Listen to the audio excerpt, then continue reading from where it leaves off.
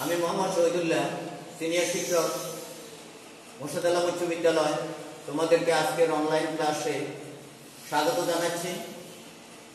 আজকের আলোচনার বিষয় হচ্ছে ইংরেজি দ্বিতীয় পত্র। আজকে আমরা যে পাঠটি নিয়ে আলোচনা করব সেটা হচ্ছে পার্টস অফ স্পিচ। আমরা যেটাকে বাংলায় বলে থাকি পদ।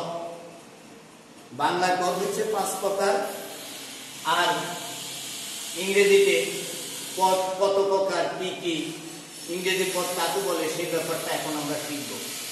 পার্টস অফ স্পিচ এই শব্দটাকে যদি আমরা বিশ্লেষণ করি তাহলে আমরা পাবো, এটিকে বিশ্লেষণ করলে আমরা পাই পার্টস অর্থ অংশসমূহ, অফ অর্থ এর, স্পিচ মানে কথা। সুতরাং পার্টস অফ স্পিচ এর অর্থ হচ্ছে বাক্যের অংশ, বাক্য, কথা বা বক্তব্যের অংশ, কোন বাক্যের অংশ। আমি আবার বলছি, পার্টস অফ স্পিচ এর অর্থ হচ্ছে কথা বা বক্তব্যের অংশ। তাহলে পার্টস অফ স্পিচ কাকে বলে? এই সংজ্ঞা থেকে আমরা বুঝতে পারি যে বাক্যের অন্তর্গত প্রত্যেকটি ওয়ার্ড বা শব্দকে ওই সেন্টেন্সের পার্টস অফ স্পিচ বা বাক্যাংশ বলে। আমি আবার বলছি, বাক্যে ব্যবহৃত প্রত্যেকটি ওয়ার্ড বা শব্দকে ওই সেন্টেন্সে পার্টস অফ স্পিচ বলে, অর্থাৎ ওই সেন্টেন্সে বক্তা যে বক্তব্য পেশ করে তার বিভিন্ন অংশটাকে, বিভিন্ন শব্দকে আমরা পার্টস অফ স্পিচ বলি। তোমরা আরো স্পষ্ট হবে, আমি একটি সেন্টেন্সের মাধ্যমে তোমাদেরকে পার্টস অফ স্পিচ সম্পর্কে ধারণা দেওয়ার চেষ্টা করছি। তোমরা একটু খেয়াল করো, hurrah, Karishma got the first prize yesterday and she gave it to his father. বা কারিশমা বা সাবাস, কারিশমা গতকাল একটি প্রথম পুরস্কার পেয়েছে এবং সে এটা তার পিতাকে দিয়েছিল। একটু খেয়াল করো, আমরা এখানে এই কারিশমা দ্বারা ব্যক্তির নাম বুঝেছি। এটাকে যদি আমরা হিসাব করি তাহলে এটা বাক্যের একটা অংশ। গড, এরপরে এখানে আছে গড যা দ্বারা কাজ বোঝানো হয়েছে।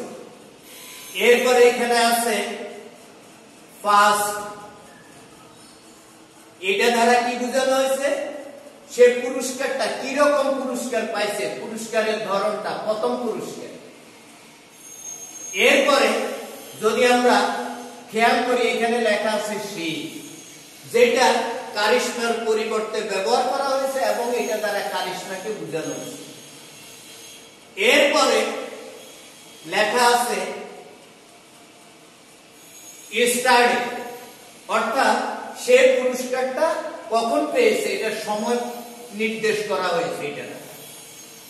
এরপরে দেওয়া আছে টু, এই টু দ্বারা কি বুঝেছে? টু দ্বারা ফাদার এবং গিফট এই দুটার সম্পর্ক প্রকাশ করা হয়েছে। এরপরে আছে দেখো এন্ড, এন্ড দ্বারা বোঝানো হয়েছে বাক্যের দুটা অংশকে সংযুক্তি করা। আর হুররা, এটা একটি এক্সক্লেমেটরি সেন্টেন্সের একটা উদাহরণ। এখানে দেওয়া আছে মনের আবেগ, মনের আবেগ প্রকাশ করা হয়েছে। তাহলে প্রিয় শিক্ষার্থীবৃন্দ, এবার তোমরা যদি একটু খেয়াল করো তাহলে দেখবে এখানে আমি যতগুলো আন্ডারলাইন করেছি, কয়টা আন্ডারলাইন দেওয়া আছে একটু খেয়াল করো। 1 2 3 4 5 6 7 8টা। এই উদাহরণটির দ্বারা আমরা বুঝতে পারলাম যে পার্টস অফ স্পিচ বা পদ, ইংরেজি পদ 8 প্রকার।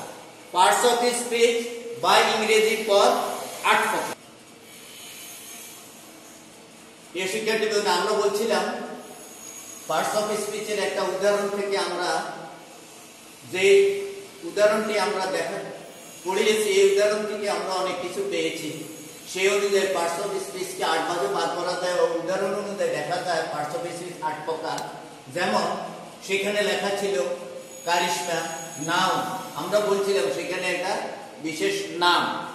এরপরে নাউন বাংলা হলো বিশেষ্য, যেমন রহিম, ঢাকা, ফাদার, গোল্ড, ওয়াটার, এগুলো যে কোনো নাম, টেবিল, চেয়ার, এগুলো সবকিছু কি নাউন।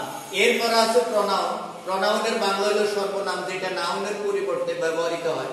যেমন Karim is a good boy, he goes to school is regularly, এই হিটা হচ্ছে প্রনাউন, যেটা করিমের পরিবর্তে ব্যবহার করা হয়।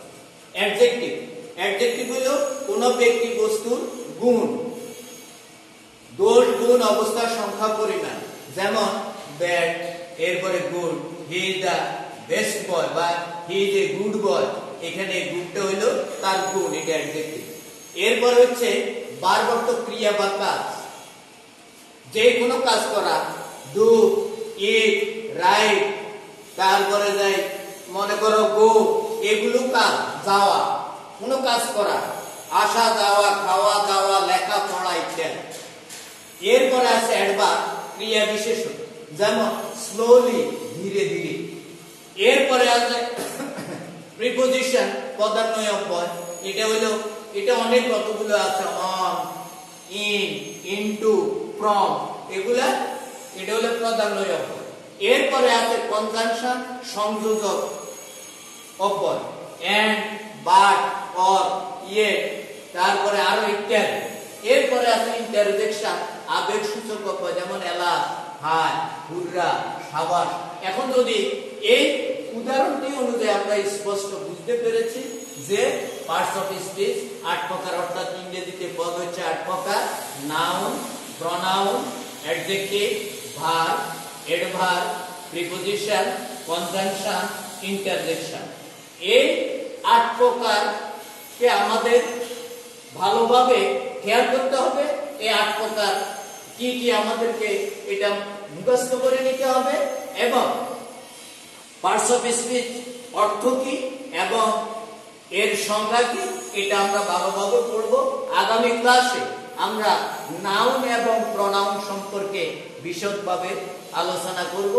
আমি এই বলে আজকে ক্লাস থেকে বিদায় নিচ্ছি। সবাই ভালো থাকো, সুস্থ থাকো।